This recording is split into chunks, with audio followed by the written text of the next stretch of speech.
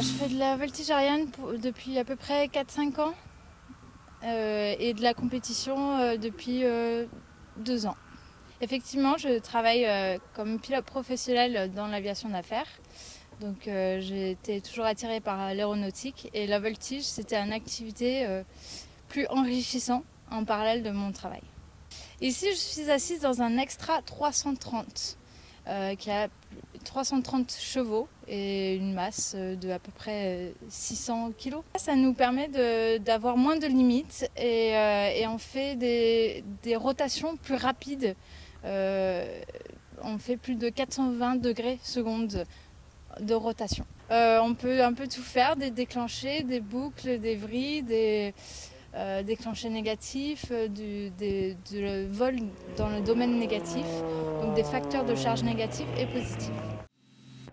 L'hélico Lima Charlie, Montpellier, bonjour, vous passez par où? Non monsieur, pour un transit Novembre-Echo, Novembre-Whisky si possible, et on se pose dans un golf de Fonconde, juste au sud de Novembre-Whisky en limite de votre zone.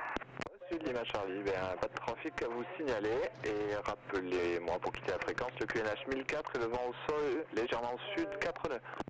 4 un peu du sud et je vous rappelle la prochaine Novembre-Whisky, merci.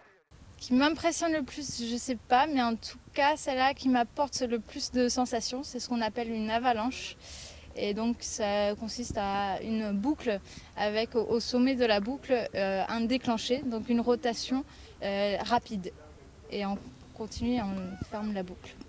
Au niveau du pilotage, alors les gens disent qu'on supporte mieux les facteurs de charge négatifs et positifs, mieux qu'un homme. Et sinon, le concours, c'est la même. Je suis contre les garçons comme tout le monde et il n'y a pas de dissociation femme ou homme parce qu'on est tout aussi capables.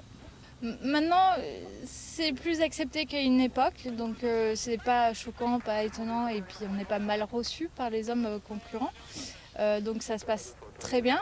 En revanche, c'est plutôt pour le monde extérieur. On est toujours plus étonné de voir une femme qui fait de la voltige qu'un homme. Le chemin est long, mais effectivement, on a tous l'envie, moi comme tous les autres concurrents, d'aller jusqu'au plus haut niveau, qui n'est pas évident à atteindre. Mais quand on est assidu, on y arrive. Donc il y a plusieurs étapes. Là, je suis aux 2e étape et il m'en reste encore à peu près 4 devant moi. Donc le chemin est un peu long, mais ça nous permet d'accéder à des avions plus performants et ça devient toujours de plus en plus excitant.